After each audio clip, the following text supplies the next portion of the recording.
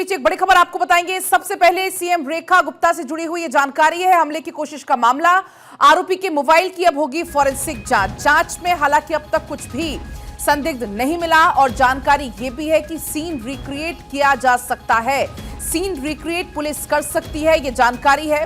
और फोन को लेकर भी जांच होगी, फॉरेंसिक जांच की जाएगी फोन की। क्या कुछ इनपुट्स निकलकर हाथ लगते हैं ये देखना होगा, क्योंकि जब से इस मामले में जांच हुई है आप देखिए कि कई सारे फुटेज अब तक सामने आ चुके हैं और फुटेज से इस बात के संकेत मिले हैं कि 24 घंटे से, पिछले 24 घंटे से वो रेकी कर रहा था सीएम की। हालांकि सिक्योरिटी को लेकर भी कई सारे सवाल खड़े हो रहे हैं, यहां तक कि दोबारा मंथन भी अब होगा क्योंकि अभी जेड सिक्योरिटी है सीएम के पास, लेकिन ऐसे में सिक्योरिटी अब बढ़ाई जा सकती है। ये पूरा मामला कल सामने आया था, लगभग 8 सवा 8 के बीच की घटना है जब सीएम रेखा गुप्ता जनसुनवाई कर रही थी। लोगों के बीच में वो मौजूद थी सीएम आवास पर ही, वहां पर तमाम लोग पहुंचे हुए थे अपनी समस्याओं को लेकर। तभी ये शख्स भी वहां पर पहुंचता है जो कि गुजरात का रहने वाला है। हाथों में कोई कागज भी वो रखा होता है और तभी वो हमला करने की कोशिश करता है। हालांकि तत्काल जैसे ही वहां पर सुरक्षाकर्मी जो वहां पर मौजूद थे वो तत्काल उसको रोक लेते हैं, उसको हिरासत में ले लिया जाता है, उससे पूछताछ होती है। जब पूछताछ उससे होती है तो ये कई सारे खुलासे होते हैं कि वो गुजरात का रहने वाला है। फिर उसकी मां से बातचीत करने की कोशिश की गई तो उसकी मां ने बताया कि जो मेरा बेटा है वो पशु प्रेमी है, पशु पक्षी वो प्रेमी है। मानसिक तौर पर विक्षिप्त भी उसकी मां ने उसको बताया है। हालांकि अब आरोपी रिमांड पर है, पूछताछ चल रही है। क्या कुछ हाथ लगता है पूछताछ में ये देखना होगा। इस पूरे मामले में सीन भी रिक्रिएट किया जा सकता है पुलिस के द्वारा, ये जानकारी है। जांच में अब तक कुछ संदिग्ध नहीं मिला है। आरोपी की मोबाइल की फॉरेंसिक जांच होगी, इसको लेकर यह भी अपडेट है। लेकिन कई सारे सवाल अभी खड़े हो रहे हैं कि आखिर ये किसकी साजिश है, क्यों इस शख्स ने इस तरीके से हमला करने की कोशिश की, क्या कुछ वजह है, क्या कुछ उसकी मंशा रही होगी। तो ऐसे तमाम सवालों के जवाब फिलहाल पुलिस लेने की कोशिश करेगी। इंद्रसेन इस वक्त हमारे साथ जुड़ चुके हैं और ज्यादा जानकारी लेकर।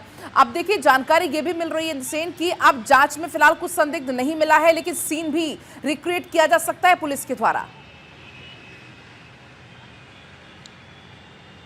बिल्कुल, देखिए अगर हम बात करें तो देर रात राजेश भाई को जो दिल्ली पुलिस है उसने कोर्ट में पेश किया और दिल्ली पुलिस को 5 दिन की जो रिमांड है वो मिली है। हालांकि दिल्ली पुलिस की तरफ से 7 दिन की रिमांड जो है वो मांगी गई थी, लेकिन कोर्ट ने 5 दिन की रिमांड दी है। क्योंकि देखिए पलक मामला जो है वो बेहद गंभीर है, क्योंकि दिल्ली की मुख्यमंत्री के ऊपर हमला हुआ है, एक महिला मुख्यमंत्री हैं। तो ऐसे में कहीं ना कहीं देखिए जिस तरीके से राजेश ने जन सुनवाई के दौरान मुख्यमंत्री को उनके बाल खींचे और उनको मारने की पूरी जो कोशिश है वो की, जिसमें मुख्यमंत्री घायल हो जाती, तो ऐसे में कहीं ना कहीं देखिए सुरक्षा व्यवस्था पर भी पलक बहुत सारे सवाल खड़े होते हैं। तो कुल मिला के अगर हम बात करें तो देखिए दिल्ली पुलिस जो है वो अब अगले 5 दिन तक राजेश से लगातार पूछताछ करती रहेगी। उसके जो फ़ोन की जो कॉल डिटेल्स हैं उनको भी खंगाला जा रहा है और एफएसएल की जो टीम है लगातार इस जहां पे ये पूरी घटना हुई थी वहां पर सीन को रिक्रिएट भी बहुत जल्दी कर सकती है। लेकिन बड़ी बात यह है कि देखिए इस बीच एक ताज़ा अपडेट ये निकलकर पलक सामने आया है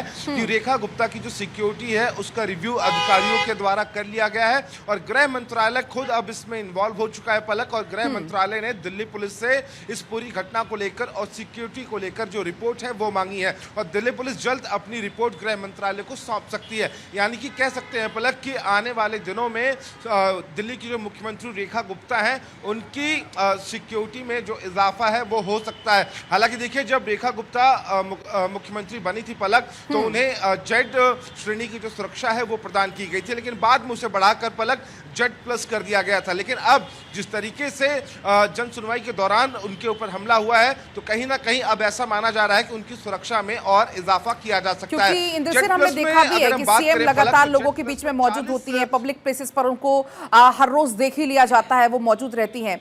लेकिन अब क्या कुछ जानकारी इस घटना के बाद से जो उनके आज की मीटिंग्स होंगी, आज के जो कार्यक्रम होंगे वो यथावत रहेंगे या कुछ बदलाव उनमें है? बिल्कुल पलक, एक बड़ा बदलाव यह है कि सीएम के जितने भी प्रोग्राम हैं आज के उनको रद्द कर दिया गया है।